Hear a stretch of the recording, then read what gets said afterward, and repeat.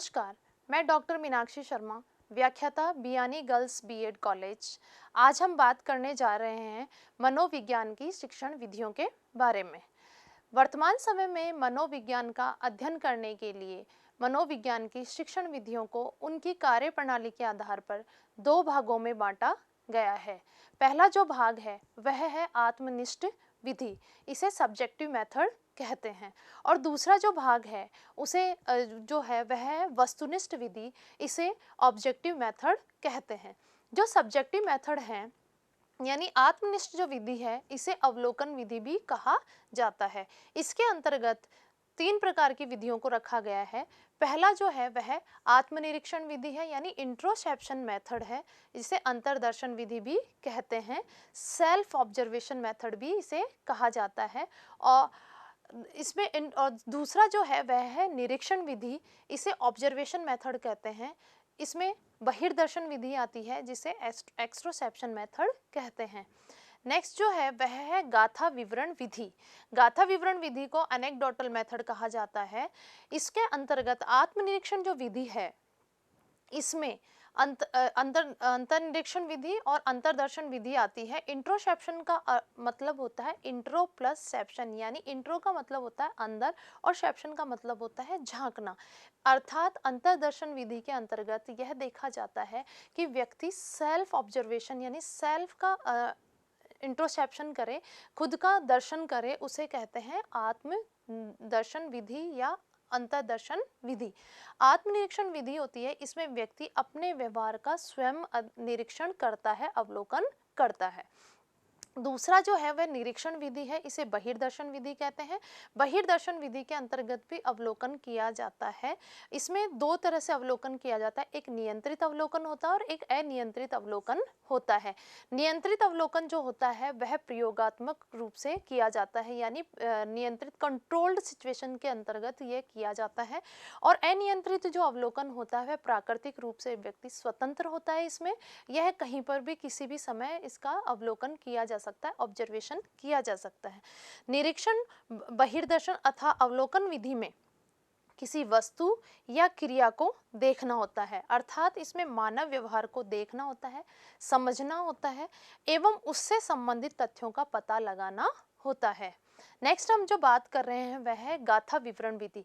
गाथा विवरण विधि के अंतर्गत इस विधि को उप व्याख्यान विधि भी कहते हैं, आत्मगत विधि भी कहते हैं। और साथ ही साथ इसमें क्या होता है कि व्यक्ति अपने किसी पूर्व अनुभव या व्यवहार का पुनः स्मरण करता है, यानी इसमें व्यक्ति के पूर्व अनुभव और व्यवहार का पुनः स्मरण किया जाता है और उस पुनः स्मरण करके उस व्यक्ति के व्यवहार के आधार पर उसके दस्तावेज तैयार किए जाते हैं और उन दस्तावेजों के आधार पर मनोवैज्ञानिक उन आंकड़ों का लेखा जोखा तैयार करते हैं और लेखा जोखा तैयार करने के बाद में निष्कर्ष निकाला जाता है।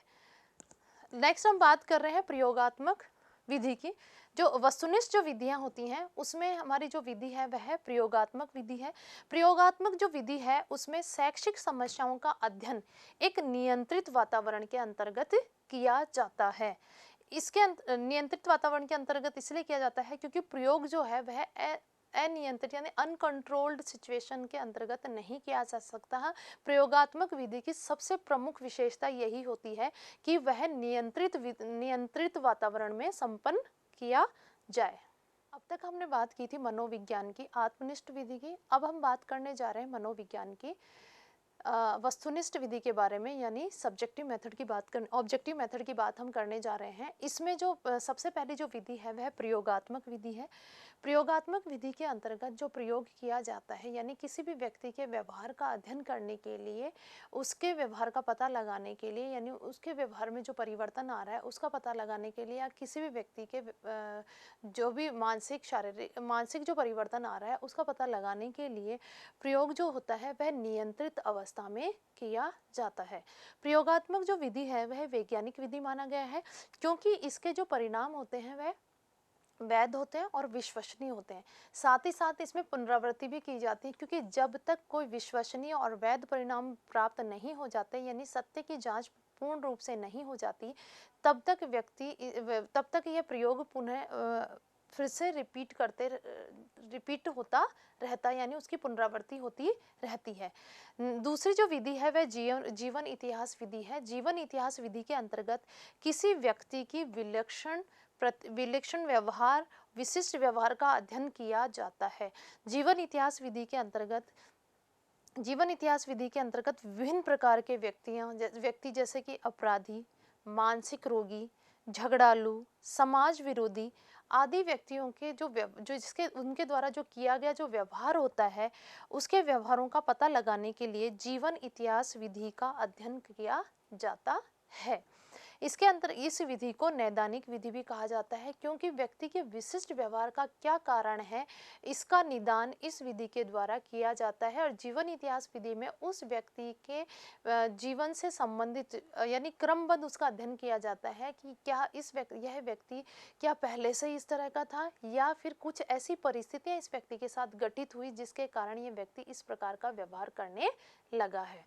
नेक्स्ट जो है वह विधि है उपचारात्मक विधि।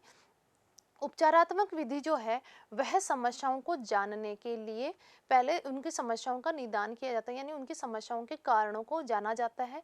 समस्या के कारणों को जानने के लिए उसमें शारीरिक मानसिक परीक्षण किया जाता है और साथ ही साथ साक्षात्कार भी किया जाता है।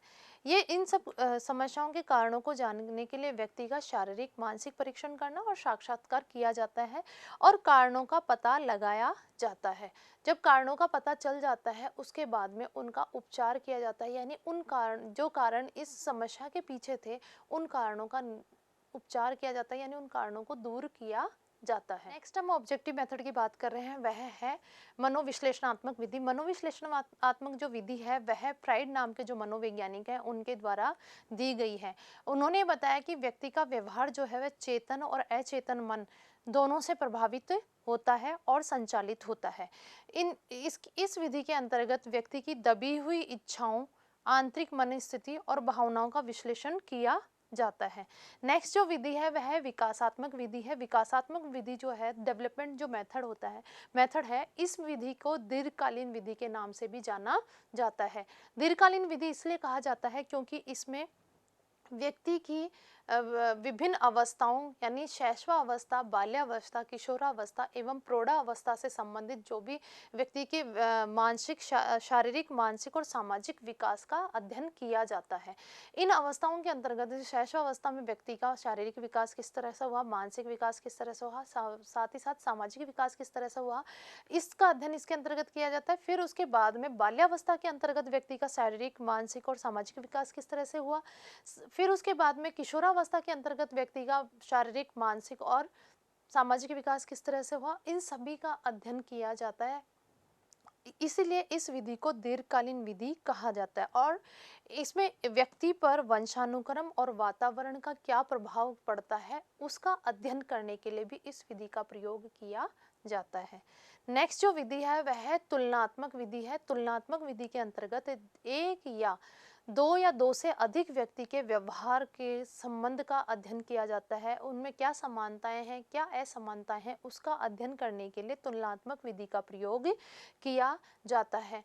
यानी दो या दो से व्यक्ति के व्यवहार का तुलनात्मक अध्ययन तो किया ही जाता है, साथ में जो हमारे जो प्रयोग होते हैं वह पशु और मानव पे अलग, पहले जो प्रयोग किए जाते हैं वह पशुओं पर किया जाता है और उसके बाद में जो प्रयोग किया जाता है, पशुओं पर सक्सेस होने के बाद में जो प्रयोग है वह मनुष्य पर किया जाता है। और उसमें समानताएं देखी जाती हैं कि इस प्रयोग का मनुष्य पर क्या प्रभाव आ रहा है और पशुओं पर क्या प्रभाव था और मनुष्य पर क्या प्रभाव है।